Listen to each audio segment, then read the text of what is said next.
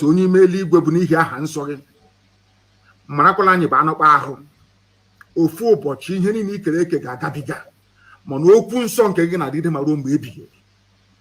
Ọ bụrụ na ọ ga-amasị gị na ala nsọ nke gị bụ Biafra nna nke ebere kwere n'ihi mmehie nke anyị onwe anyị mere nna nke igwe ka ị ga-eji wee gbakọta anyị azụ wee hapụ ka ndị iro wee mebili anyị ndị a na-ebighị ugwu nna nke ebere dị ngọzi.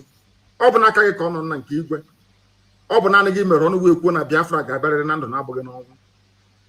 Nke a bụ okwu ọgba ndụ nke i kwuru n'isi mesi ebube dị ngọzi n'ihi na i kwuru sị ọ kakwa mma na eluigwe n'ụwa bịa na isi njedebe kama na okwu nsọ nke gị agaghị ere. Ọ bụ na okwu nsọ gị a na nkwa nke ikwu anyị ka gbakwasịrị okwu wee na-akpọku aha nsọ gị n'abalị a n'ụtụtụ n'ehihie n'ụwa niile okirikiri wee na-asị gị onye dị nsọ na ruo mgbe ebighị ebi bịa ka iwe eze anyị ekpere bịakwa ka ude nke anyị na-asụ na akwa nke anyị na-ebewe metụta gị n'obi n'ihi na ọ bụ naanị gị bụ Chineke nna nke pụrụ m ihe niile. Lekwa ka ụmụ mmadụ ndị ekwensu ndị ekwuru ụmụ ọchịchịrị si wee gbakọ ebe niile wee na-agba izuzu ka emegide ala eze gị n'elu ụwa bụ Biafra. Ị ga-ekwe ka ihe dị etu a wee mee? Ị ga-ekwe ka ndị iro wee chi aha nsọ gị ọchị n'ihi na agaghị achị ma ọchị ọgwụ ụmụaka ga-achị ọchị. Ọ bụ gụọ bụ Chineke nna ka a ga-achị ọchị a ga-asị ka ebe Chukwu okike abịa mana ndị a ụmụ ya na-akpọku ya mgbe niile ka ebe ọ nọ ọ naghị aza ha ekpere. Ọ bụ aha nsọ ya ka a ga-akọtọ mana ọ bụ naanị gị bụ onye masịrị ihe niile. Ọ bụ na ọ gbadara aka gị ka anyị nọ nna nke ebere dị ngọzi wee na-arịọ gị n'isi IPOB n'ụwa niile ndị nche State Security Network ụmụ gị ebe niile ha nọ n'ụwa niile nna nke ebere dị ngọzi ezinụlọ agbụrụ bụ Biafra nna nke igwe biko nye anyị amamihe ma nye anyị ezi nghọta nye anyị ezi echiche nye anyị amamihe nke pụrụ iche dịka isi wee kwa anyị na nkwa na ị ga-enye anyị ka ọ ga-abụ dịkpeta nsọ na Biafra ga-abịa anyị ga-aja gị mma wee too gị bulie aha nsọ gị elu ka ụwa niile wee mara n'ezie n'ezire mụ Biafra bụ unu Chineke ka ọgbọ niile nke ga-abịa wee sị na ọ bụ Chineke nna nke pụrụ m ihe niile nyere ha Biafra na ọ bụghị mmadụ dị ndụ. Anyị wee na-asị n'ụtụ na-asọpụrụ na eji ama ga-adịrị sọsọ aha nsọ gị site n'ebe obodo na nke na-adọ gị ise. I prayed in the language of heaven, asụsụ eluigwe, asụsụ ndị mmụọ ozi, ọbasi bi n'igwe. My people in Akwa Ibom and Cross River, they say Abasi. My brethren in Ijoland, they say Tamuno. All glory belongs to thee. Our people from Ishekiri, they will say Orise. We call him Olisa Binigwe. The same thing, the same family. Indivisible under God Almighty in heaven. Now we are going to preach this very gospel as mandated by heaven. Because heaven will give us message we give to the living. If you don't have a pen and paper ready with you this evening, then you will not learn anything at all. This broadcast this evening goes out to all the Efulefus of this world, those who believe foolishly, I should say, and idiotically believe in one Nigeria. Those who, out of self-hate and deprecation, jettisoned everything that made them humans and instead subscribe to an identity given to them by foreigners, by Europeans. I want all of you to pay very close attention to this very broadcast this evening. Omahi, Wike, Obiano, Hope Uzodimba, all these people, Ifulefus, I want you to pay attention to what I have to say. All those in Abuja and in Lagos, foolishly spending the best years of their lives in another man's land. This is also for you this evening. You have heard this clip before, some of you 1,000 times over. But this evening, we want to bring a fresh meaning and perspective into what this very Janjaweed said very many years ago, before now. Before Biafra, Ojuku's Biafra, I should say, and now before the Biafra of IPOB. What this man had to say predates the 1966 coup. What this man had to say predates all the difficulties and problems that have bedeviled the zoological republic till date. I want you to understand something this evening. I want to prove to the whole world, because I know that the British, those that run the zoo, the British High Commissioner, Katuna Lang, is a woman, a white woman. US ambassador, all the diplomats, they are listening, because anytime we broadcast, the whole world comes to a standstill. They all listen. They are listening this evening. And I will encourage them to also bring their pen and their paper ready, please. I want to prove beyond every conceivable doubt that Fulani is the problem of Nigeria. Fulani started the problem of Nigeria from day one. Over the years, they toned down their rhetoric, they moderated their behavior. Now they have come into battle with AK-47 and their Nama, their cows. You have listened to this clip a billion times over. This was the clip I played in the year 2015 that led the late Buhari, because Buhari is dead, the late dead Buhari, to comment about Radio Biafra, to say that they will ban Radio Biafra because of this very clip I'm about to play now. And I want you to come to this broadcast this evening with an unbiased mind. Come very clean and clear, that God Almighty may judge you justly. I am going to play this very clip for you. And upon this very clip and what this man said, are we going to base our discussions and analysis this very evening, morning, noon, or night, depending on where you are. Listen very carefully, I beg of you, please. It's very, very important. And as I'm doing so, please, somebody should endeavor to put it on my page. In fact, on all the platforms, that the world may know that we are not the aggressors, that the world may know that Fulani people are troublemakers. Fulani people never wanted Nigeria to work from day one. Fulani people, they are the bane that Nigeria is backward today, is down to only one group of people, the Fulani tribe. When I say it now, I know that Kadira Mohammed will say this was what obtained in Rwanda in places and things happened. And they said it's pure rubbish. What we are presenting this evening are facts and figures. Please listen very carefully, especially Efulefus from Igbo land.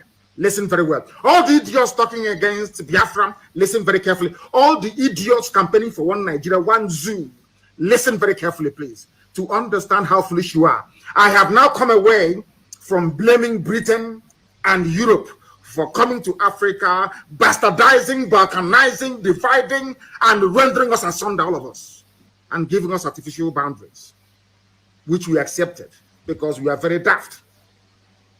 I want to bring the problem a closer home. I want to bring the issues closer to you this evening, especially for those of you who are in Nigeria, to understand the depth of your stupidity and your foolishness. I'm not insulting you. I'm only giving you facts that will guide you away from darkness into the light, which we are pointing you towards. Listen carefully, please. Radio talks about killing your premier. Add on top of that the North's general hate of the East, and you can start to get the picture of the sort of tribal tension Nigeria was heading towards. One thing I've noticed, Premier, while I've been here, is that Northerners seem to have, I almost call it obsession about the Igbos. Could you perhaps explain that to me? Well, the Igbos are more or less the type of people whose desire is mainly to dominate everybody. If they go to a village, to a town, they want to monopolize everything in that area. If you put them in a labor camp as a laborer, within a year they will try to emerge as headman of that camp, and so on. Well, in the past, our people were not alive to their responsibilities, because you can see from our northernization policy that in 1952, when I came here, there weren't 10 northerners in our civil service here. And I tried to have it northernized, and now all important posts are being held by northerners. Is this policy of filling all key posts in the north solely with northerners and not with other Nigerians a temporary or permanent one? In actual fact, what it is a northerner first. If you can't get a northerner, then we take an expatriate like yourself on contract. If we can't, then we can employ another Nigerian, but on contract too. This is going to be permanent, I should say, as far as I can foresee, because it would be rather dangerous to see the number of boys who are now turning from all our learning institutions coming out with having no work to do. I'm sure whichever government of the day might be, it will feel rather embarrassed, and it might even lead to bloodshed. Doesn't this damage the idea, sir, of all people in all regions in Nigeria being fellow citizens of one country? Well, it might, but you are, I mean, new to our region, but how many northerners are employed in the east or in the west? The answer is no. And if there may be 10 laborers employed only. I hope you have listened to, that is the voice of the man that Buhari was emulating when he came into office. Buhari was following the footsteps of this very man you've listened to now. He was the Sardauna of Sokoto, the leader of the Northern Nigeria People's Congress. He was the leader of the North. Anytime you have a Janjaweed say their founding fathers, they were referring to this very man. You just heard his voice now. He was interviewed, should I say, rather bizarrely, independently, so to speak, by a BBC journalist. I believe that was in the late 50s to early 60s. These are the people responsible, so we are told, for bringing the so-called, should I say, flag independence to Nigeria. Anytime you hear, be it the Senate president or anybody from the northern part of the zoo, talk about their founding fathers, they were talking about this man. And this man was asked a question by a white man. The interviewer is a white man working for the BBC. They asked this black man, this very baboon in a zoo, his name is Sir Ahmadu Bello. He was knighted by the Queen of England, Queen Elizabeth. Understand this very clearly. That is why I said it is better for you to bring your pen and paper this evening. Even if you don't come to lectures again without a pen and paper, it's better for this evening you must have one. Very, very critical, please. This man, alongside Awolowo and Azikiwe, and to an extent, Tafawa Balewa, they were responsible, so to speak, for forging the new Nigeria that Britain had created. It was in 1960, after independence. And he was asked a simple question, a very simple question. Why do you hate Igbo people so much? These are Fulani people. I want Okezibaso, I want Hope Uzodema, I want all of them to, I want Wike, I want them to pay attention this evening. I want Ohanes and George Obioso, pay very particular attention, because what this man said in late 50s and early 1960s is still prevalent today in our lives. And I'm going to prove it to you this evening, one after the other. The man asked him, in other words, this is where I get upset with Katuna Lang and the so-called British mission in Nigeria. Britain is aware, because this is a BBC journalist interviewing a Fulani leader.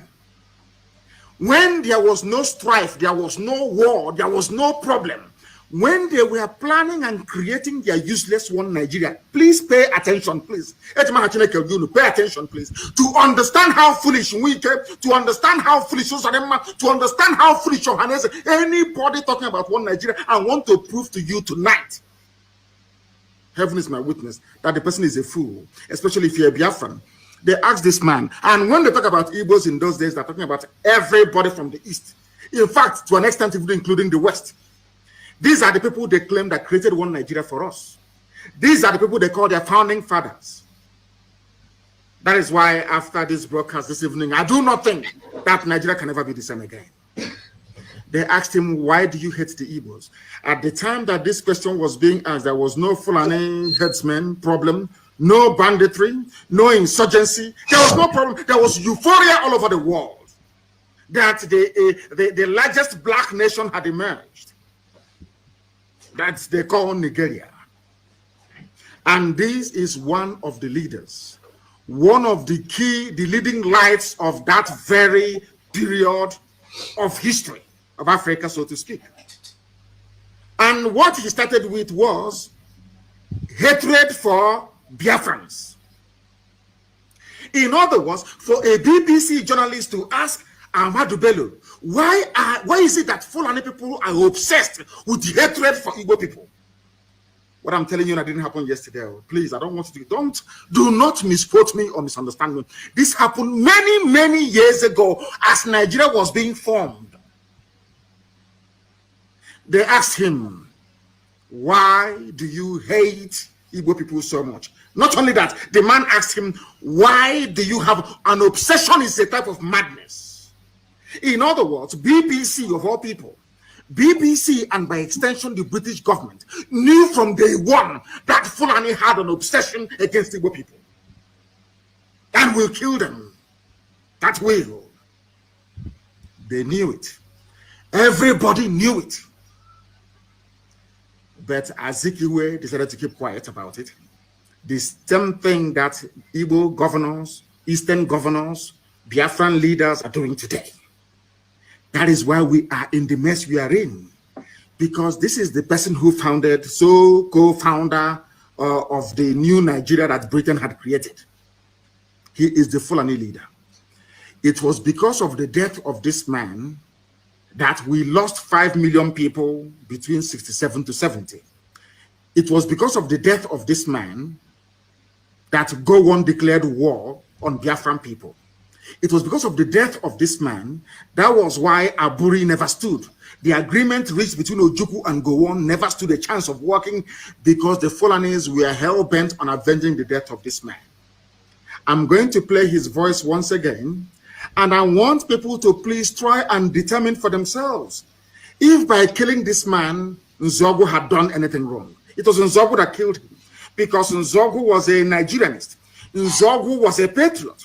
Nzogu felt that what this man, I want to let the world understand what led to the war and why Britain said that Nigeria must go to war against Biafra.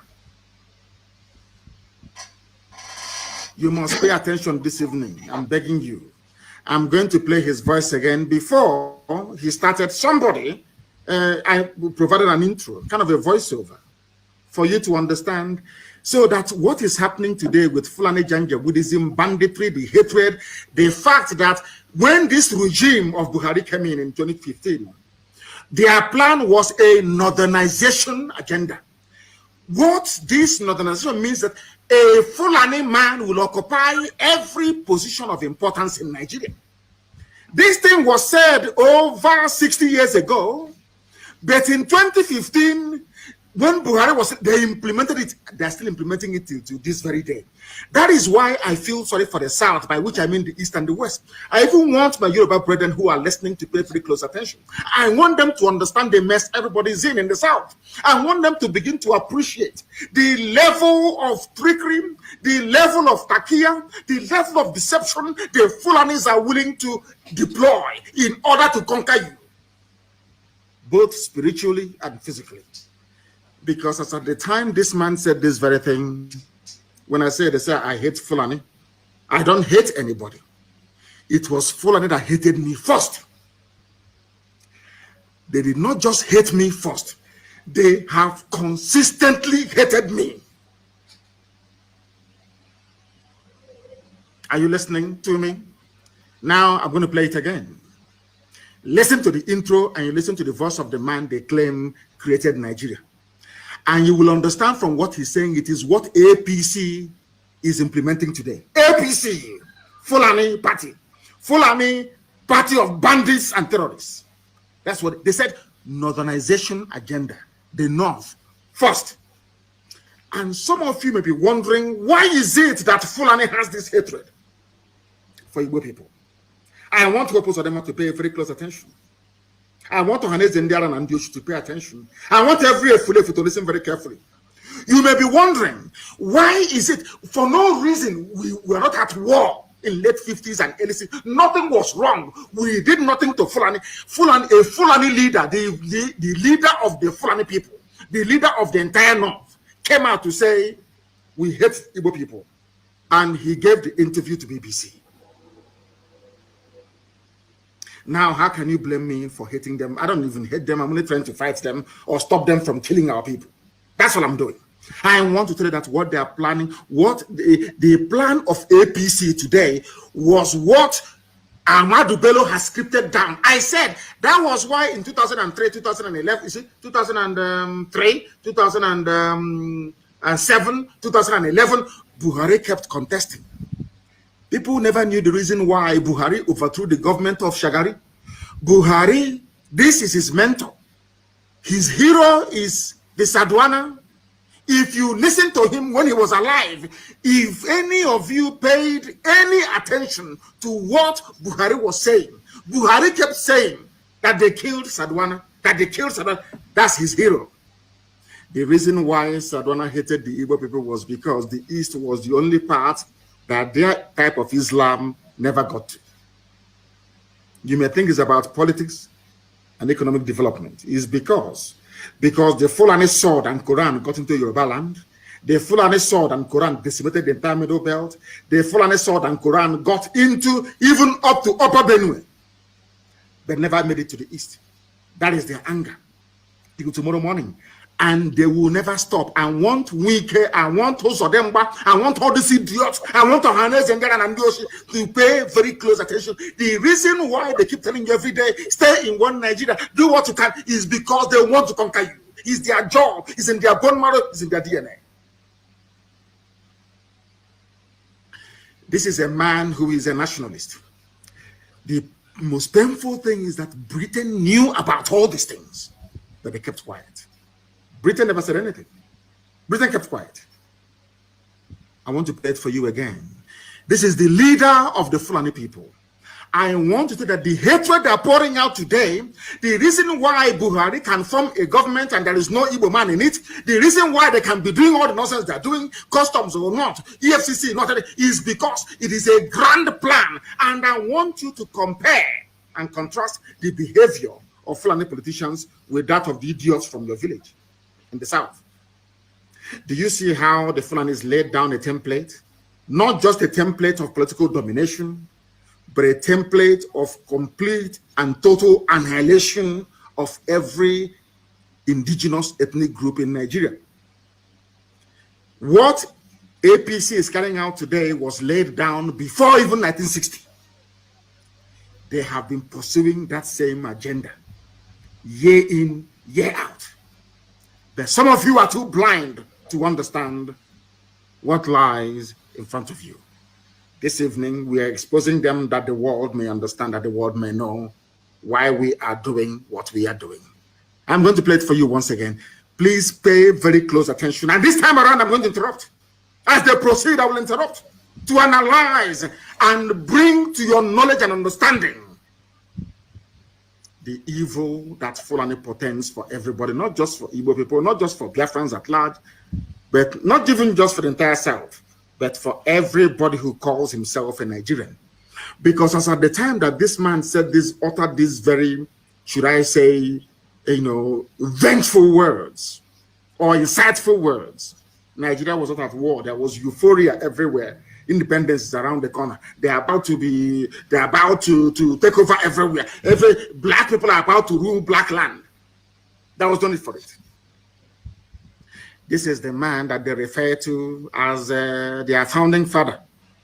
This is the leader of Boko Haram. This is the leader of Fulani bandits. This is the leader of Fulani headsmen. This is the leader of every terror group that has ever emerged. He is the spiritual leader.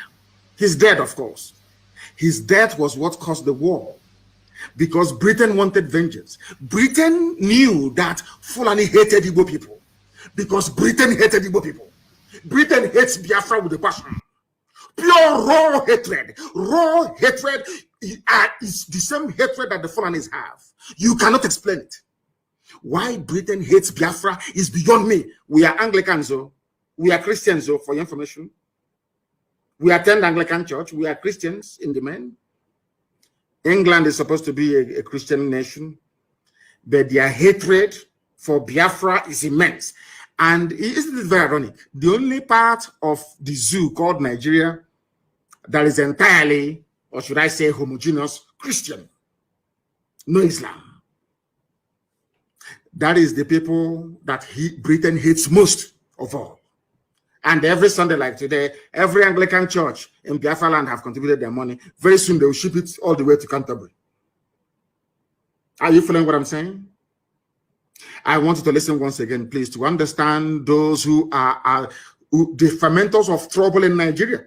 I want to prove to the world tonight that Fulani people are the originators of every problem in Nigeria.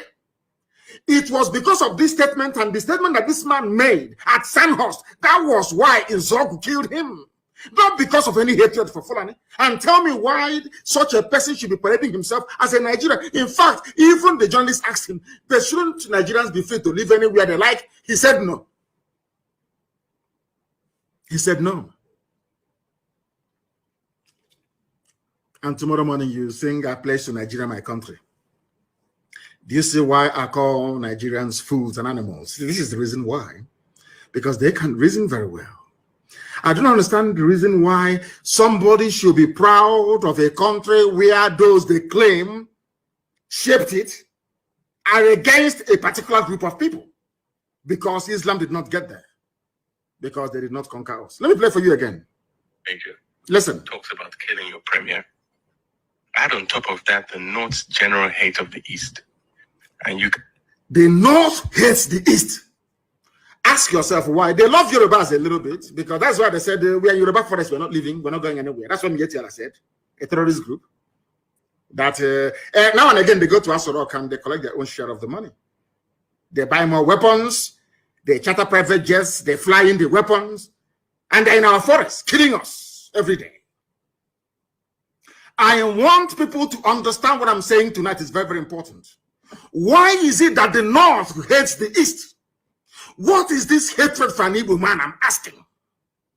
Because we are hardworking, because we are blessed, because Elohim is with us, because anywhere we go to, we bring light, and we bring blessing of God upon that very place. Is that why you hate us? For no reason. Britain is aware, EU is aware, US is aware. Everybody knows. Now, why do you want us to stay in a land brimming with such hatred for a particular group of people that led to the death of 5 million of those people? We are the only people in the world, only Biafrans are the only people in the world having suffered the level of genocide we were subjected to, or should I say Holocaust. And we are still in that same country that killed us. Only us. No other people, nowhere else in the world. That is why we must change our thinking. That is why the likes of idiots like Wike and those of them, all these idiots who must reason tonight. After I think Wike has been listening to our broadcast now. He's changing Oyibo names, white man's name in Igbo to more local names. That's what they're all listening. I think he went to Waterlands and changed it to something else. It's no longer Waterlands. He was asking them, why are you answering white man's name? If he was sincere, he should have gone a step further to say, Port Harcourt is a white man's name. The name is Igbo. Maybe someday, sometime in the new Biafra, we shall get there. I want you to listen once again to what this animal has to say. I call Ahmadu Bello an animal because only an animal can speak this very way. His hatred is not for white people. No, not at all. In fact, he said that I will give jobs, people that colonized you and subjugated you. He said, no, don't worry, I'll give jobs to you more before I can give it to an Igbo man. Are you following what I'm saying? I will give jobs to a white person. This is Africa. Your so-called Africa, one Africa. Let Africa be united one. These are the idiots that made it impossible for Africa to unite. And he's a nationalist, we are told. He's a founding father. According to Fulani Janjaweed, he is the founding father. I want you to pay attention tonight, for goodness sake. Listen. Start to get the picture of the sort of tribal tension Nigeria was heading towards. Tribal tension before 1960. So what is happening today has been there from the beginning. And I'm asking people, you have suffered this mess for nearly 60 years. The same tribal tension for 60 years. When is Nigeria going to get better? I'm asking. When will this tribal tension stop? The fact of the matter is that it can never stop. Never, ever, ever, because the hatred is deep-rooted. It's in their system. They cannot help it because we have not conquered the East. That's what they're saying. We have not dipped our Quran in the Atlantic Ocean that flows on the coastal lands of the East. We must take them. And that's what they're doing. Do you understand them now? All of you that believe in one Nigeria, do you begin to see that what you did was merely to dig your own graves? You have dug your graves. I'm telling you. That's what you have done. Look at the mindset of the people that you are in the same country with. And this man, you can hear from his accent, he's polished, he's educated. I think he studied at, I don't know if he was Cambridge or Oxford. You can hear, he's a prince of the Fulani Sultanate. You can hear him the way he speaks. Very crisp English. It was this man that made me to realize that mastery or command of English language does not confer upon you any, should I say, any intellect of any sort whatsoever. It doesn't. The fact that you can speak English doesn't mean you're intelligent. This was the man that made me to realize that very fact. Listen to him, please. This is the founding father, so to speak, of Nigeria. Fulani. I want to prove to the world that it was the Fulani. That what is happening in Nigeria today is the cause of the Fulani. They are the problem that you have. Listen to him. One thing I've noticed, Premier, while I've been... That is the voice of the British interviewer, BBC journalist, asking him. He's asking him, Premier, he was then the Premier of the North, asking him, Premier, one thing I have noticed is the obsession, the hatred, the raw hatred the Fulani have for Igbo people. Where is it coming from? A white man, BBC, they realized all the way from London that there are two people, these two tribes you have, you know, in a place called Nigeria that they themselves created. One hates the other and wants him dead. Yet you're talking about one Nigeria. I'm asking you, with this level of hatred, on what basis, therefore, are you campaigning or championing one Nigeria, especially if you're from the East? On what basis, I ask you? How? Please explain to me. On what basis? Let us hear the journalist and the question that he had to ask. Listen. Here is that Northerners seem to have, I mean, almost call it obsession about the Igbos. Northerners have an obsession about the Igbos till tomorrow morning. That is where we are told that Ahmed Lawan, now the president of their so-called Zoo Senate, went to Imo State and was saying everybody should come and join APC. This is their plan from the beginning to conquer us from the beginning. Conquest!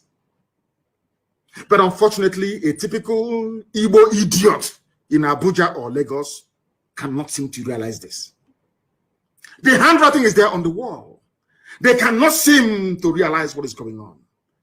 A white man all the way from Europe is asking a black baboon in Africa, why do you hate your fellow black man?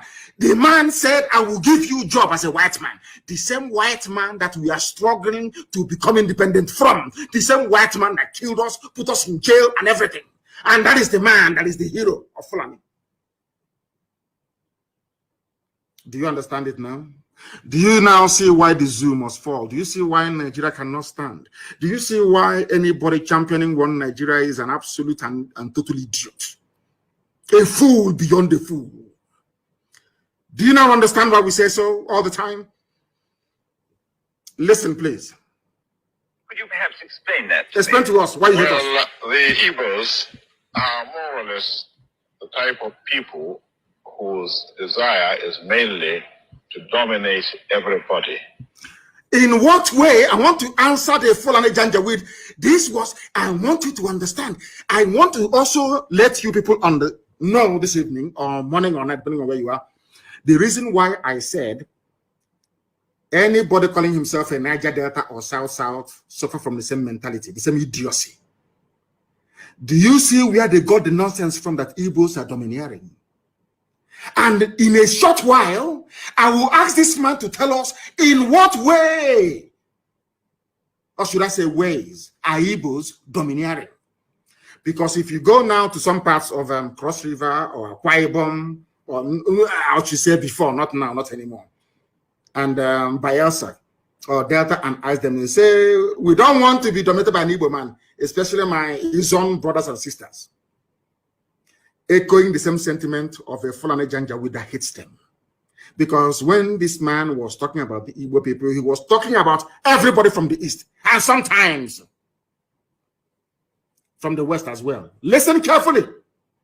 One Nigerian is, listen, Those that believe in one Nigeria, let's build a future. This is their template. It can never change because they are Janjaweed.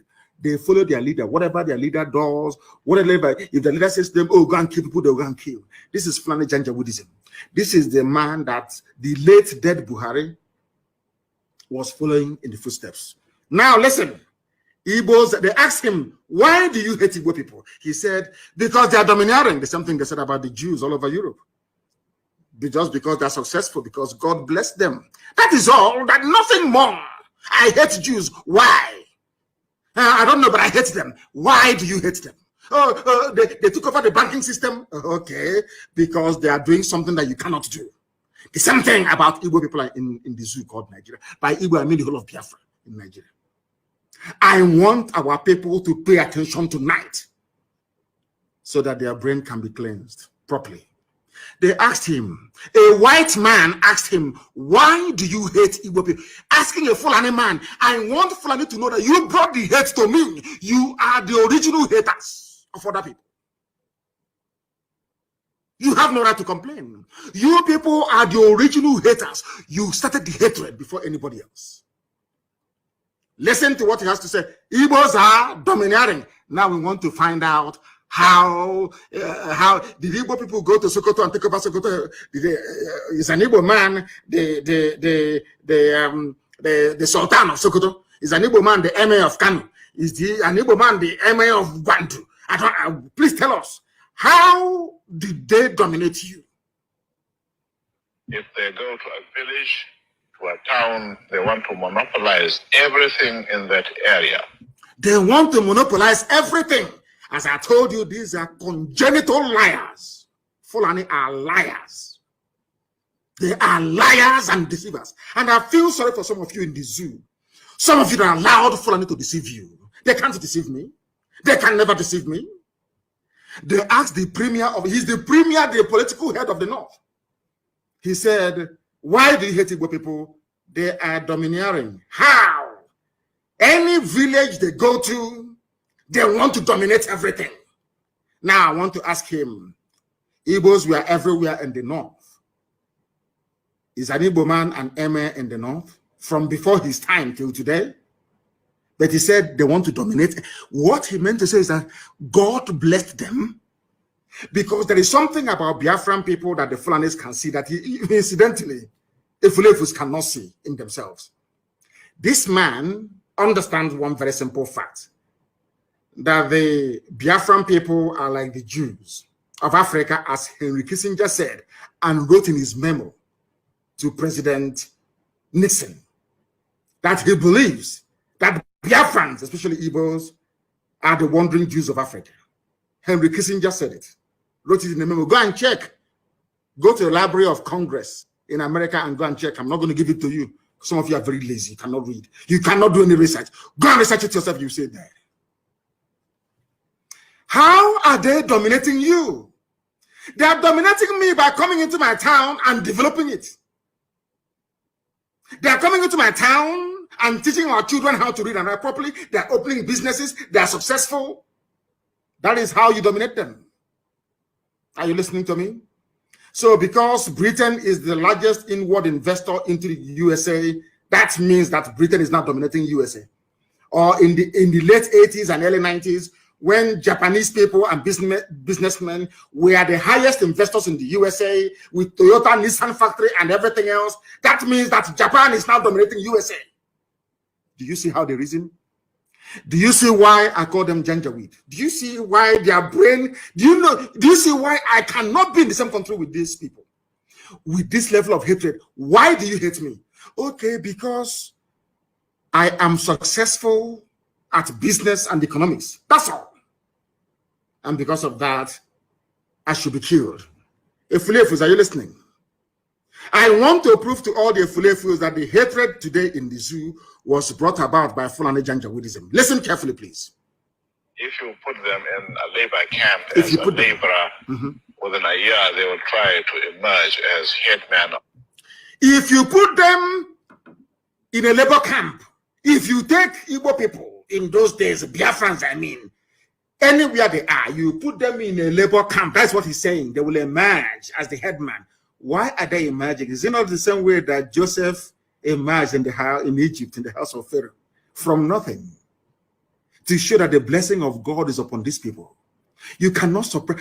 There's a saying where we come. I cannot get with someone. You see the moon, your hand cannot cover it. It's blessing. It is called blessing. It is not domination. It's blessing from God. And that blessing is for the whole of Africa. Not just even for Nigeria, it's for the whole of Africa. The blessing that Biafra brings to the table is for the whole of the black world, wherever you have any black person residing. You cannot stop it. Nobody can stop it. That blessing from God, that is why a white man can see a Biafran laborer and say there is something in this man. Because of that, I'm going to make him the head man or the foreman of this company. Because the blessing of God is upon that man. The same way it is upon Israel. You cannot, it's a blessing from Elohim. You can't take it away. Instead of people to see this blessing, what they see is they are coming to dominate me. Do you understand it now? Zoological Republic. Are you following me this evening? I thought it's a very special broadcast. I want the world to understand. Because I know the US ambassador is listening, the UK High Commission, all of them are listening. I want to know it was Fulani that brought in hatred into Nigeria. Fulani. This is their master speaking. This is their progenitor speaking. Over 60 years ago. And all those things he said over 60 years ago are still prevalent today in the damnable Zoological Republic of Nigeria. Why do you hate them? They dominate. How are they dominating? If you put them in a labor camp, because at the time that this man was referring to, all the labor camps, all the factories were run by white people, by the British. And regardless of what you may say about them, those people, they know how to be even-handed. If you're hardworking, they'll promote you. These British people saw the blessing upon these people from the East. Children of light saw them. That was why Igbo people dominated the civil service, dominated not because they wanted to, but because God's mercy and blessing was upon them. That is why they are hated. Not because they've done anything wrong. You hate them because God is with them. And no man can destroy it. It's a blessing from Elohim. They call it domineering and domination. Now you understand me, don't you? Do you understand now?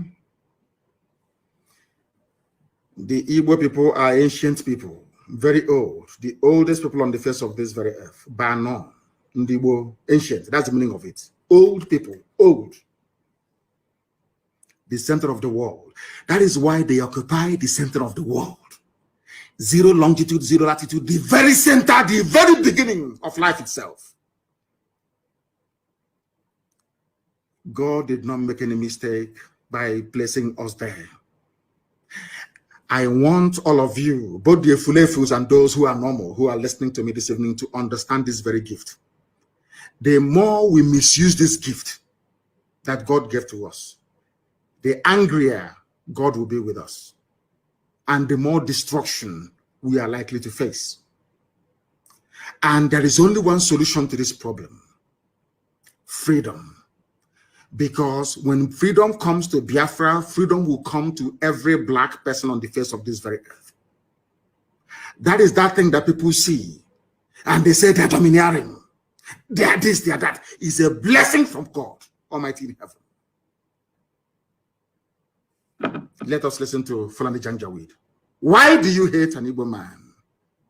If you place him in a labor, did you place an Igbo man in a labor camp? The time that we are referring to, it was the British who were in charge. It was the same white people that were picking Igbo people and making them foreman and headman, because the grace of Elohim is upon them. When you see them, the light of God is shining. That is why they give their children names like Ikechukwu, Chibueze, Nnabisi. All of these names venerating Chinya, gift from God, Onyinyechi. Now you understand it, don't you? Uchechukwu Gemerere. When we answer all these names, we wear it on our forehead, but we don't know what it means. We answer Tamuno, We answer Obasi. We answer Abasi. It's on our forehead. We answer Olisa. We are so much loved by Elohim that even in the name of God we answer. Why shouldn't God's grace be upon us? Do you see why Biafra cannot be destroyed by any mortal? It's indestructible. No matter how angry God is with us, he remembers his promise. He remembers the purpose for which Biafra was created. And that promise must come to pass, because the word of God said, instead of my spoken word not to happen, heaven and earth will come to pass. Upon that very authority do we stand to proclaim that Biafra must come. There is nothing that God cannot do. But to the ordinary person living in the flesh, to a mere mortal with a temporal mindset, you cannot understand it. It's only those of us in the spirit that can see it. You have to be able to discern what is happening, to be able to understand what Biafra means. Some people are running about shouting, Biafra, Biafra, they don't mean God. They have no idea what Biafra means. You people is an example of the fulfillment of God's promise upon the lives of men. In other words, Biafra is beyond politics. Biafra is beyond what man can understand. Now you know why we answer Umu Chineke, the children of God in heaven, unashamedly. Why do you hate Igbo people? He said they are domineering. How did they dominate you? Because anywhere they go to, the grace of God is upon them. Even the white man will call them and ask them to head the factory. And then their brothers will come and they even receive more blessing and they become millionaires and they become billionaires in a land far removed from their own, because the grace of God is with them. God goes before them. That's the name they give to their children. Before we come to your land, God has already prepared it for us. Not to conquer you or to dominate you, but to prosper, that you also may prosper. Only if Africans can see this. Only if Africa can understand what Elohim intended to do with Biafra. Maybe one day they will. Let's listen to this Janjaweed. If they go to a village, yes, to a town, they want to monopolize everything in that area. What do you call monopoly? Is it not the same monopoly that Dangote is having today? Do you know that in the USA, of course, we're going to take him to court in the USA. It's called antitrust laws in the USA. If you run any monopoly anywhere in the world, you will go to prison in the US for 25 years. No monopoly is allowed in the US. If you go, I think there was a report that came out a few days ago, making it very clear that Dangote is running a monopoly. The same people accusing us of monopolizing everything, they are the ones that monopolize pasta. They monopolize Indomie.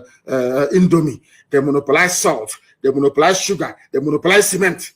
And now, finally, they have monopolized petrol as well, because only Dangote Refinery will be working. I want people to reason, especially those that went to school from the South. I want to put your mind to this. They talk about monopoly to tell you that Fulani came with a game plan. In order to conquer, they feel they are like Lucifer, Satan, who will point through darkness. In order to conquer the light that is from the east, Biafran people, they turned everything on its head. They closed all the refineries that were working, and they now gave license to a Fulani man, only one man to refine petrol. They took away cement license from everybody, including Ibeto from the east. They gave it to Dangote. Only him can import cement. Only him sugar. Only him salt. Only him pasta. Only him Indomie, whatever you call it. Noodles. The same thing they're accusing other people of. And sometimes people shouldn't despair. When you have other tribes joining them, saying Igbo man did this here, Biafra this, Biafra that, don't blame them. The devil, anybody who rises up to castigate Biafra, is a child of Lucifer, a child of Satan, and can never make heaven. I said it many years, it was just many years ago, a few years ago. Anybody against Biafra cannot make heaven. If you listen to this broadcast tonight, you will understand the reason why. We answer Chibozo. God goes before us to prepare a way for us. and then we come, and the grace and the blessing will be coming out in abundance. You won't understand it. It is not our own making. It's Elohim. We are his children. He must bless us. We can annoy him all we like, do all the things that we do. He will punish us, no doubt. But in the end, that blessing is there. It cannot go away. Because anytime God gives his blessing, he doesn't take it back. He's not man. Janjaweed, why do you hate Igbo people? Because they want to dominate. They are successful and God is with them. That's all. That was the reason why they killed 5 million people. And today, we are still talking about Biafra. Because Biafra is the promise of the Most High in heaven. Listen. Put them in a labor camp yes. as a laborer. Within a year, they will try to emerge as headman of that camp. They are not trying to emerge. So on. Well, God is with them. In the past, our people were not alive to their responsibilities. In the past, the Fulani did not realize how to stop the Igbo man. Fulani did not realize how to stop Biafra. But now we have realized it. That is what they said over 60 years ago. That is what they're still doing today. You must pay attention, please. Because you can see from our northernization policy that in 1952, they now have a northernization policy. I'm going to this thing is talking about happened in the late 50s, even before independence. Listen carefully. In the late 50s, before independence, that same thing is happening today. In a short while, I will show you how. It is called a Fulanization agenda, more like. All those years that Buhari was crying for losing elections, it was because he was saying that what their progenitor is saying, they wanted to finish this job of jihad by stealth, started by a descendant of Othman Danfodio. You are listening to the voice of the Sardauna of Sokoto. He should have been the Sultan of Sokoto, but because he was into politics, they gave him a special title, the Sardauna of Sokoto, and shipped him to Kaduna, where he was reigning, where he was the king. Now listen carefully.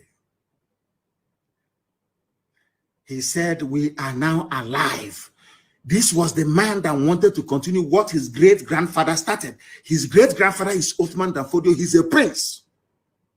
That was why when they came into Delta, when they came into, what is it again? Into Delta, I want to remember what is wrong? Is it old age or what? I keep forgetting things these days. Opanam.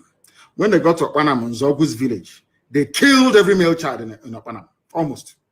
Only those outside survived, because this is a prince of the Sultanate. This is a prince of the Fulani Emirate. This is a direct descendant of Othman Danfodio, the man that defeated Hausa people and took their land.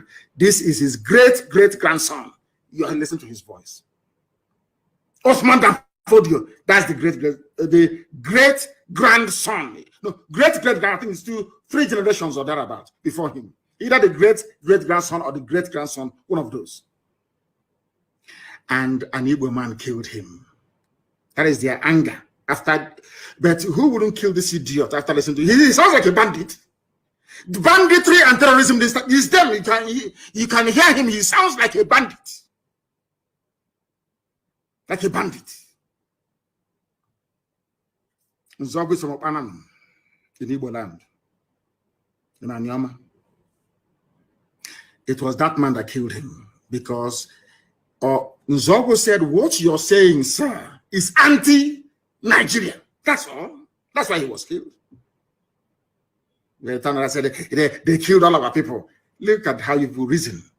Do you see the reason why anybody fighting for one Nigeria is bound to end in misery and failure? Do you understand it now? Do you now understand it? Listen once again, please. Came here, there weren't 10 northerners in our civil service here. I tried to have it northernized, and now all important posts are being held by northerners. All important posts are being held by northerners. This happened in late 50s in the north. Now Buhari in 21st century, or those ruling in his name, because the idiot is dead, are now doing the same thing at a federal level. Northernization agenda, more like Fulanization agenda. He said every important position is now held by northerners. And in a short while, I'll read through all the lists. Even today in 2021, every important position is held by a Fulani northerner. Do you see how they play their own game? But a Fulefu can never understand it. An ordinary Fulefu can never understand it. Let's listen. Policy of filling all key posts in the north solely with northerners and not with other Nigerians, a temporary or permanent one? In actual fact, what it is a northerner first. Northerner first. If you can't get a northerner, then If you cannot get a northerner, we hire a white man like yourself. He's about to say, if we cannot get a northerner, we hire a white, not a fellow black man, not a fellow African, not Africa, let's unite. When I hear people saying Africa, let's unite, you see I laugh at them. This is supposed to be a Pan-Africanist. This is meant to be a man that fought for independence for his so-called country. He's meant to transcend tribe and religion. But here he's saying it is going to be a permanent feature. Permanent. Northerner first. And today it is happening. And I want to prove it to you that it's happening today. Zoological Republic. You must pay very close attention to what this man has to say. Very, very briefly. Then I will tell you why they have consistently, they groom people, they train them on that northernization agenda. It doesn't change. It doesn't matter who is in power. A northerner has to be the chief of army staff. A northerner has to be the chief of defense. Everything is north. Everything north. You see the reason why? They know what they're doing. Because they know that we are black people. After a while, we accept it as the norm. It can no longer offend our senses anymore. Did you see it? Do you see that it didn't start today? This northerner first, this northernization, Fulanization started all the way in the 1950s, over 60 years ago. 60 years ago, over 60 years ago, it started. Give a Fulani 1 bag of rice and 2 teaspoons of sugar. He will sell his entire village. Ask Fulani to come and occupy it. Do you see why ESN has come? We are the first and the last line of defense against this rabid Fulanization agenda. Listen to him one more time, then I'll give you the proof. Could you perhaps explain that to me? Explain. Well, the Igbos are more or less the type of people whose desire is mainly to dominate everybody. If they go to a village, to a town, they want to monopolize everything in that area.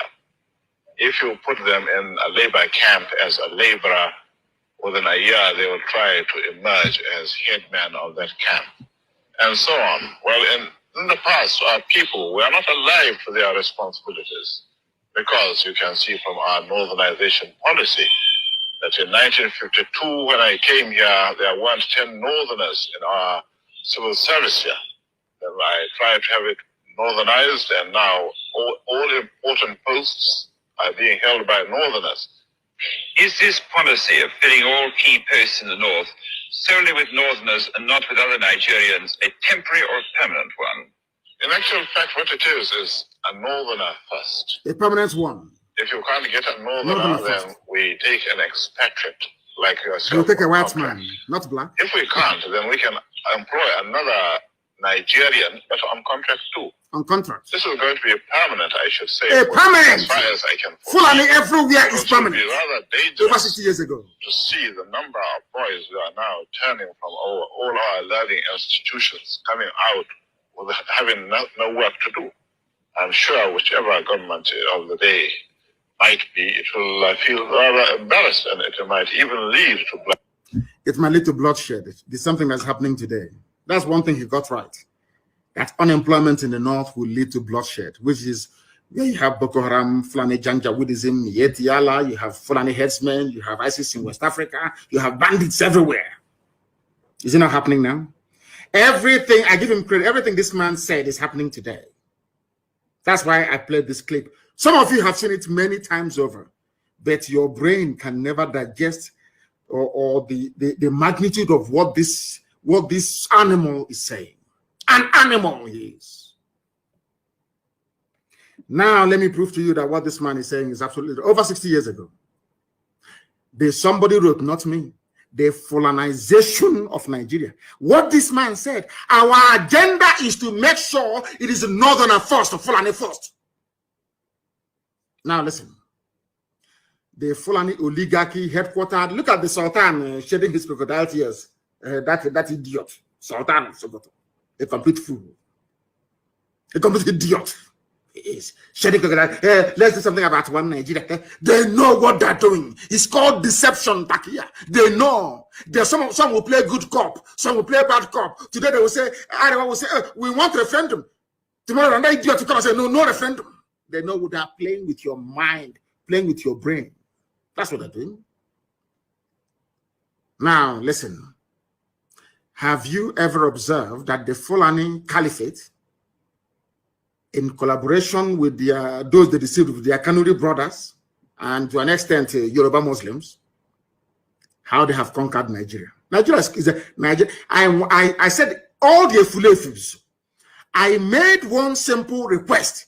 Go outside, just in a bar, anywhere in the world, and ask anybody, how do you see Nigeria? They'll tell that Nigeria is an Islamic country. Showing you that you've been conquered. All of you, what IPOB, ESN, Biafra generation is doing is to free you from your slavery that you don't know you are into. That is why anybody from the South, even me, we're talking about one Nigeria, I look at you as an animal because you don't know you're conquered. They have conquered Nigeria. They have captured the three arms of government. Exactly what the descendant of Othman Danfodio said that they're going to do. But let me remind you that Othman Danfodio said they will dip the Quran in the Atlantic.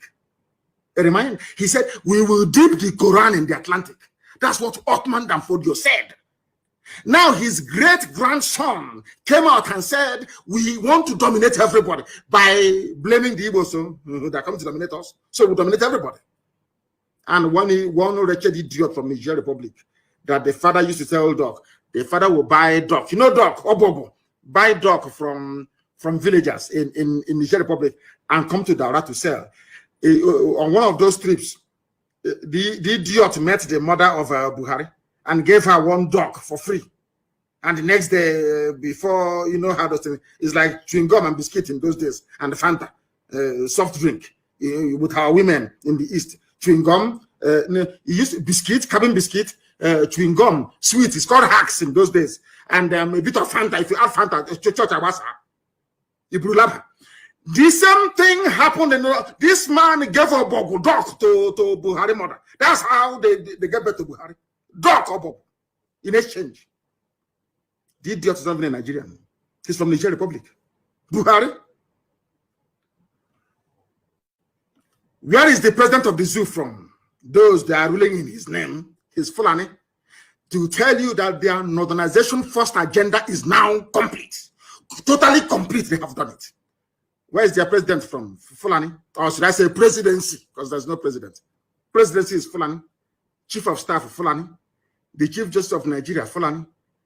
Senate President of Nigeria is Kanu, of course, is Fulani. They're all the same. Deputy Speaker of the Senate is Fulani. The Army Chief of Staff is Fulani. Navy Chief of Fulani. Police IG Fulani. National Security Advisor is Kanu, of course, is some Fulani. Janjaweed. DSS is Fulani. National Intelligence Agency Fulani. Directorate of Intelligence, Army Intelligence is Fulani. Then listen to the ministries. I'm now reminded, go back to the voice of the man you heard a while back. Go back to it. Defense, Minister of Defense, Fulani. Minister of Finance, Fulani. So when they steal money, nobody can say anything. That's why somebody came out and said, Buratai stole money. And their so-called presidency came out and said he didn't steal any money. They control everything. They can burn papers. That was why Army headquarters was set alight. Because of the loot, the stolen money. Buratai and the Fulani Janjaweed Mietiala, they never wanted the paper trail to lead to them. They burnt, they set the army headquarters on fire. That is what the Fulani do, and do it very well. Some of you may be too young. You don't remember somebody called Ibrahim Taher, the former Minister for Communication. His office was at the Nitel Tower in Lagos, in the Marina, Nitel Tower Marina. After stealing all the money meant for Minister of Communications, He said Nitel on fire. Go and check. That is how you know that Fulani have looted money. They set the building alight. Go and check. They set alight the Federal Inland Revenue Service in Abuja when they stole money from there. Now Buratai as well set fire to army headquarters in Abuja. Is it very clear to you now how they roll? Zoological Republic. That is the reason why they need to put their people everywhere. Because for them to put Hope Uzodinma in power, they had to make sure that the Fulani man is the Chief Justice of Nigeria. Do you understand the trick? It's very simple. To make sure that they get their man as Ohaneze, President General, they need somebody they control in Imo State. You know, they may be driving cattle up and down, but Britain is advising them very well. And they are listening. Are you following me? To put Hope Uzodinma there, the Minister of Justice, Onogen, was pursued, chased away from office in Abuja, chased away by Mieti Allah. And they put Otanko, a replanter, a man that read Sharia law, Chief Justice of a secular nation. That is why I think that Nigerians are mad. Believe you me, Nigerians are insane. Their brain is not correct. Somebody that studied Sharia law is the head of the judicial system of the secular nation. Unbelievable. Unbelievable. Federal Capital Territory Fulani, Agriculture Fulani, Police Affairs Fulani, Aviation Fulani. We need to sing song with this man. Those who play music, Aviation Fulani, Communication Fulani, Power Fulani, Water Resources Fulani, Humanity, everything is Fulani. All the 19 northern governors are Fulani except Benue, Plateau, Taraba, and Kogi. Every northern, apart from 4, the rest are all Fulani. And they are visitors, they are migrants, they are not indigenous to the place. Because Fulani have a game plan. From the word go, their game plan is to dominate and subjugate you. Dominate and subjugate. They are the ones who are the thieves. But they are busy pointing at people. Hey, EFCC, it is whereas Fulani, nobody steals more than Fulani does. They are kleptomaniacs. They are real highway robbers.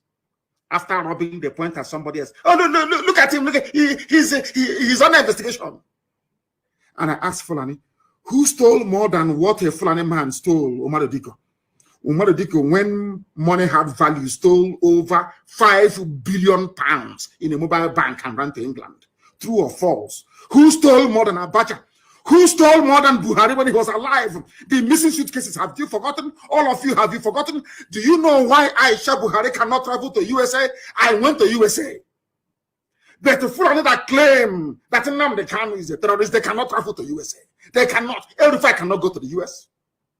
Has it ever occurred to any of you before to ask, why is it that Aisha cannot go to the US? They claim they are clean. They claim they are pure. Some idiots said there cannot be any looting under Buhari. Buhari is dead. All of you are criminals. Buhari was a criminal himself. How? You ask. Buhari, why is it that your wife Aisha, instead of hiding in America where Imelda Marcos was also hiding another looter like herself, why is she hiding in the UAE, in Arab country? Because Aisha Buhari was implicated in a fraud perpetrated by Halliburton, a US oil-based company. True or false? Was Aisha not indicted in America for stealing? How about Atiku Abubakar, Fulani? Can he go to the US? Of course, it was a RNG visit at that time. How much did Atiku Abubakar steal? He was a rogue, a certified criminal. Fulani are the ones looting the zoo. When they cannot loot unofficially, they loot officially through Dangote, who is a money launderer. He's not a businessman, he's a money launderer. Who doesn't know he's a money launderer? Papa Sanjo knows. All of you keep quiet. Because you're in the zoo. Because your brain cells are not working. People who came from Senegambia with their cattle came into your land and deceived all of you from the north. All of you! Shame on all of you! Deceived all of you. Today, all the 19 governors of the north, only 4 are not Fulani, the rest are all Fulani. And they are not indigenous to the place. Sometimes they're not even up to 40,000 Fulani in a state, and they take it over. Because you people are stupid. You are very, very foolish. Very, very foolish. It is that foolishness that we care and also idiots are promoting in the East. They don't know the consequences. By the time the consequences of what they are doing will dawn on us, they are all dead. We are all dead. Our children will be taken over, as they have taken over the North. As they have taken over the North. Lord God, have mercy on these people. Now, I have not finished. I have given you the parastatals, I've given you the ministries. Now, let me give you the key agencies headed by the Fulani Northernization Agenda, Fulani First Agenda, started by Sardauna of Sokoto, Ahmadu Bello. The one they named the university after in Zaria, Ahmadu Bello. That was the reason why Nzogu killed him. Nzogu didn't kill him because he hated the Fulani. No, Nzogu killed him because he knew that the man was a reprobate. He knew the man was an evil man. How many agencies are headed by Fulani? Remember, Fulani has taken over the presidency, all the armed forces. They've taken over the rulership of all the governance in the North. By 4 only. Now, let me tell you the agencies headed by the Fulani. They have taken over everything. So even when they steal money, you can no longer know now. Because Fulani will steal from customs and tell Fulani in EFCC to burn the fire. The fire will be burnt. EFCC, the Economic Crime Commission, whatever this is called, Fulani. NFIU, Fulani. Customs, Fulani. Immigration, Fulani. Prisons, Fulani. Civil defense, Fulani. NMPC, that's their private property. That's their private Fulani Janjaweed is their possession, NMPC. Nobody dares to come close. And some idiots are saying we are Niger Delta. You are from South. This maybe. Mad lunatics. In the creek. This maybe. NMPC, Fulani. PTDF, whatever that means, Fulani. DPR, Fulani. PPRA, Fulani. Petroleum Trust, every fund, Fulani. Post Authority, Fulani. NIMASA, Fulani. NDIC, Fulani. SEC, Fulani. NICOM, Fulani. FMBN, Fulani. FHA, Fulani. NHIS, Fulani. NP. The list is endless. And you're in one Nigeria. Some of you are in, after graduation, you start looking for work. They have said that anywhere they put you into, one day you will emerge as the head. So you can read all the degrees you like in the zoo. Once you're a Nigerian, you can never get a job if you're from the East. They've said it now. That is why all of you answer to illiterates in Abuja, in the ministries. Now you understand, don't you? All the parastatals they've taken over. The Sovereign Wealth Fund of Nigeria, which is the investment arm of Nigeria, where all the money goes to. Do you know who is controlling it? The daughter of another late president of Nigeria called Abakari. The daughter is controlling the Sovereign Wealth Fund of Nigeria. Sovereign wealth. So when they invest in things like Microsoft, in blue chip companies like Dell or Apple or whatever, it is the Janjaweed, the daughter of Abakari, who's in charge. Like you're there shouting one Nigeria. Let's move our country forward. Mad lunatics, all of you are. Your brain cells are not complete. Abakari's daughter, Sovereign Wealth Fund, they are holding the zoo. All of you are just animals in it. Go and read the Animal Farm. Some animals are more equal than others. Fulani are more equal than you because their game plan was well laid out from the beginning, well marshaled. If you talk, they bring terrorists against you. They unleash their bandits. When that doesn't work, they bring Mietiala with their cattle. You can never win. And they're in a hurry. They only have 2 more years. They're in a hurry. And by the time they're done with you, also the pain is that those of them are, now listen to me, the Hausa people that are allowed Fulani to conquer them, they're all dead. Now their children are the ones suffering. No more Hausa kings. All you have are Fulani emirs. That's how these things are. Oh, dear me. Elohim, all glory and honor belongs to thee. That is the reason why the Fulani came to Imo State. They tried to take over Imo State. And is now, he promised them, grab the opportunity to be at the center of Nigeria's politics by joining APC. And then your land is gone forever. And then to join APC, you must give land for cattle ranching, for Ruga, all the rest of it. And our land will be gone.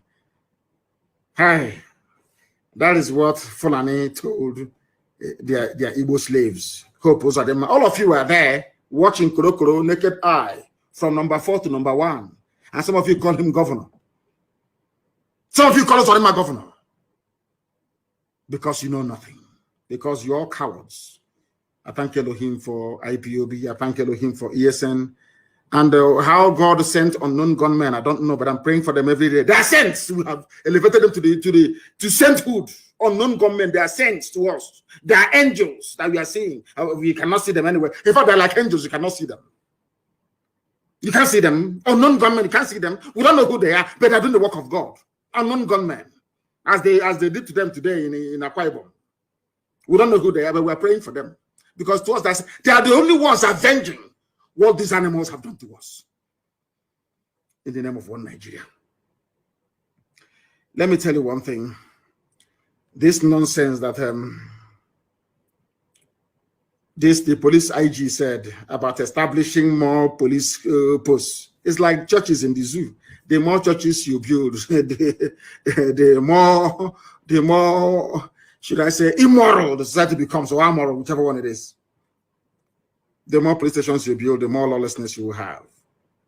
There is no substitute in life for jobs. Go and create jobs, you dim-witted idiots running the zoo.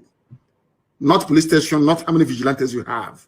Not how many AK-47 are in the society. What guarantees security from time immemorial?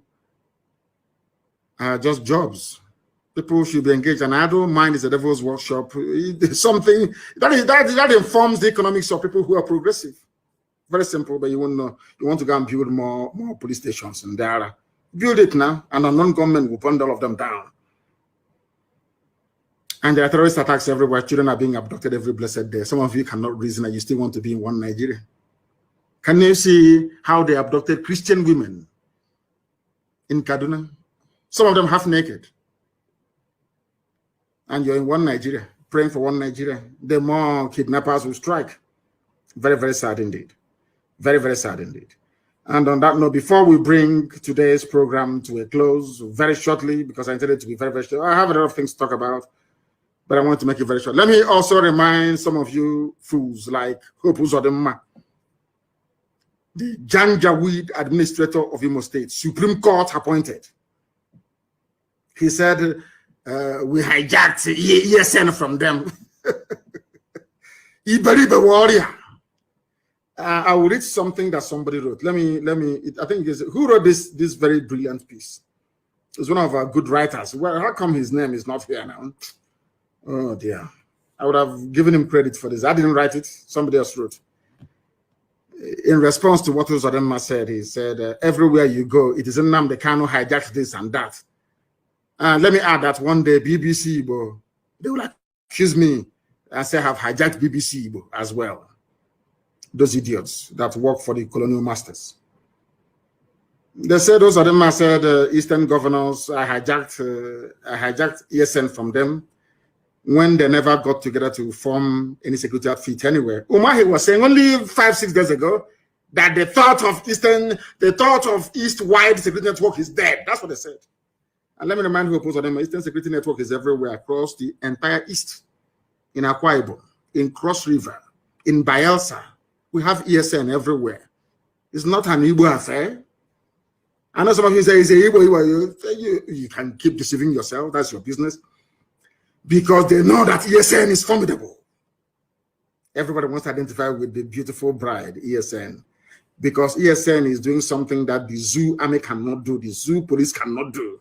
Your eyes see what they're doing. Dedicated men and women, costing us a fortune. And rightfully so. Do people wonder where we get the money to support ESN from? Do you know where we get the money from? You don't know. Have we ever come to you before for money to support ESN? That's what's driving them mad. That these people they said can never be united. They don't love themselves. Are the same people behind IPOB, the same people behind ESN, funding it every day. You know, they are shocked. We have not come to them to beg them to give us money to fund ESN. Talking rubbish all the time. I think he's on drugs. Or maybe that he forgot his boxer shorts in a hotel somewhere in the north. So he's talking like an idiot. You don't keep him silly here. Or he's talking rubbish. Actually, because he's like a woman. And I didn't area left and right and center. Idiot, wearing pampers, talking rubbish. Don't you wear pampers? Your fellow men destroyed you in hotels in the north. Because you want to be governor. It's very like me. That idiot. May Elohim have mercy upon you. Fool. Do you know how we come up with the name Eastern Security Network? My happiness is that very shortly the West will adopt the same name and also the Middle Belt. Because we are very, very formidable. Next time, you will not only forget your boxer shorts, you forget your red cap there as well, in the hotel room, where your fellow man is razzling you because you want to be governor. Look at how useless you are. Look at how useless you are. Look at how useless you are, an idiot like you. From 419 to Governor's Lodge. Shamelessly, you were a thief in Lagos. Obtaining by tricks, lying and sending emails. So why would you lie against ESN and IPOB and against me? Yeah? Why would you lie? After stealing you were a criminal. Hope can you travel to the US? You're a rogue, you're a thief. Everyone knows you as a 419er. From there to Governor's Lodge. And you will lie and do anything to become governor. You went to the north, they useless to you, gave you that cap, you came back, you're talking rubbish. Do you walk on a straight line? You don't know, we know the telltale signs of those of you who have been to the north and been useless. From one Haruna to one Abubakar, from Abubakar to Umar, useless you all over the place. Think we don't know. You papa's not call you idiot like you. Wazirika said I took Radio Biafra from him. Every idiot I took something from the bagger. Even the file carrier said I took his file. I don't know who. It's not Elochukwu that wrote this. Somebody wrote this. I want to give him credit. I cannot remember anymore.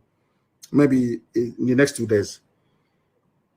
Every blessed day, you took this from me. You hijacked our fund. You hijacked it. I'm no longer hearing about the first fund, though. That one is gone. It's one idiot now saying 2.4 billion from the UK. Anyway, that's the same where we come from, Liboland. You know, when you see a very pretty girl, as my wife is, and my mother before her, if you don't know what to tell her, you say, go and bath. That's what they're doing. They are shocked that we are disciplined and formidable because I am doing the work that I was born to do, to set the children of God free. That's what I'm doing. I've not come to this world to be a millionaire, to be a billionaire, to impress anybody, to ride big cars, to live it. That's rubbish. That's for to very wretched poor people. Not for us. I was born into opulence. If you don't know, let me tell you. So money doesn't move us. That is why every dime contributed goes towards IPOB, sustenance of IPOB, the movement, Biafra, and the Eastern Security Network. That's what we do. If you don't know. Look at the idiots saying we hijacked it. As your, you know, as when they invite you to come to Sokoto, you know what you're going for. You start sweating. Even in that condition, you're sweating because you know what they're going to do to you that night. You know that you are finished that very night. It wouldn't be taking a pillow. Okay, baby. Oh my God in heaven, hope. Oh dear me. Every idiot, you hijacked this from us. Ohanes Ndibo said I hijacked the minds of the people. Southeast governors, I hijacked ESN. The zoo, I hijacked the Nigerian youths. I hijacked End SARS protest. Lai Mohammed said, I hijacked the media. But nobody can hijack us. Hey, my goodness. And I have an announcement to make. No more fundraising in Biafra land, please. No more fundraising, I beg of you. Nobody should. I don't care who you are. No making of videos and saying we've run out of this land. That's rubbish. You are soldiers, you remain in the bush until you are resupplied, until you get reinforcement. Do not raise any funds anywhere in the world. And the UK remains shut down until I will announce in a couple of days a new leadership for the United Kingdom, IPOB family, as formidable as ever. We're not going back. I thank all of you for listening this very evening, morning, noon, or night, depending on where you are. Here you have listened to Radio Biafra this evening, morning, or noon, or night. We don't have any other religion. By being a Biafran, you are religious by nature. That is why our religion is Biafra. And here on Radio Biafra is where we worship, because Elohim is our God, Almighty in heaven. From me, from here, believe it or not, with all the love in my heart. Good evening.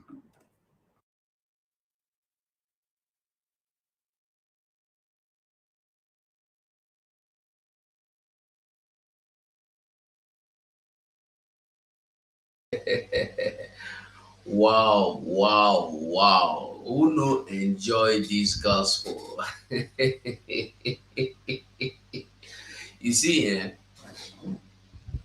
Oyendu, Nnamdi Kanu has done every job, has finished every job, has finished every preaching, everything he don't do finish. We are just witnessing the fulfillment of all he has prophesied. Yet, we don't see the handwriting on the wall. Or not even handwriting again, video playing on the wall. May God show us mercy. May God have mercy on us. Chukwu okike anyị rarakwara Nnamdi kalọra ya ege n'aka duo ya chee ya gbaa ya ume nọnyere ya ka ọ pụtakwanụ mgbe a dara anya ọ pụta anaghị oge ekekere ụwa biko ya ka ọ pụta ọsọ ọsọ biko mere ya ebere. I wish I would be having this time every day to go dig out one video again. One of his broadcasts I will bring and I pray. Listen every late night. We'll listen to one good one. There are many videos, there are many broadcasts he made that many people do not listen. Like me, this one I never listened to them. Now today I listen to them. Honestly. Now today I see them and listen. I say, it will come live, and they come live. So my people, I will say thank you all for listening here to the message of joy, of peace, of life, of wisdom, of freedom. We must be free. Mazi Nnamdi Kanu must be free. We must sit at home. One thing we must understand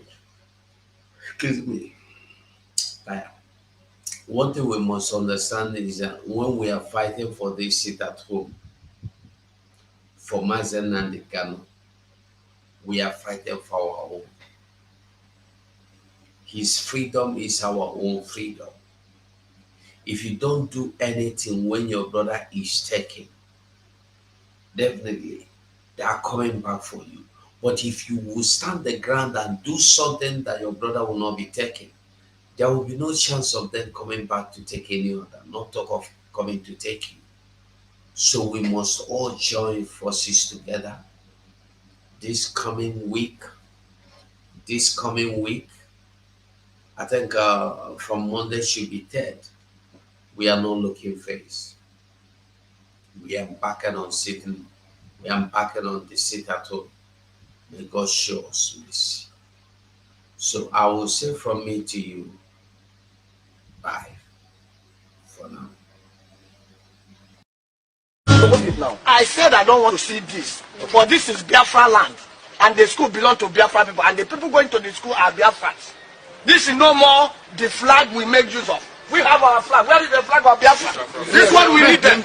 After removing it, you replace it with Biafra flag. Yeah, let me have it this way. The Biafra flag bow to the mount. Go back where you were. It's okay. It's okay. Go that side. Yeah, this is what we make use of. This is Biafra flag. And we are in Biafra land in Anambra. So we need our flag anywhere that is in Biafra land. So it has been replaced with the Biafra flag. That's what we need. Thank you.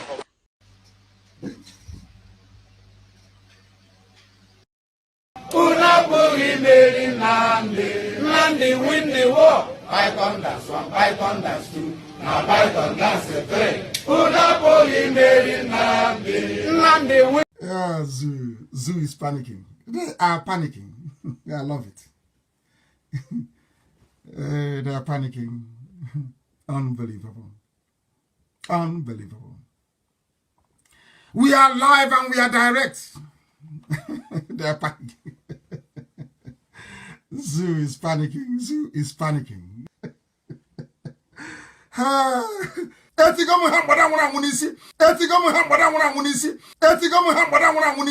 It is the truth. I tell you the truth. I don't care who you are. I don't care if you're holding my life, you take it. You must go and listen to Simon Ekpa, who is doing a very fantastic job. Very great job that Simon Ekpa is doing. Very, very, absolutely fantastic job that he's doing. You must listen to him and share his videos accordingly. Very, very important. He is bringing a new dimension to this very awareness that we are making, and you must listen to him. Very, very important.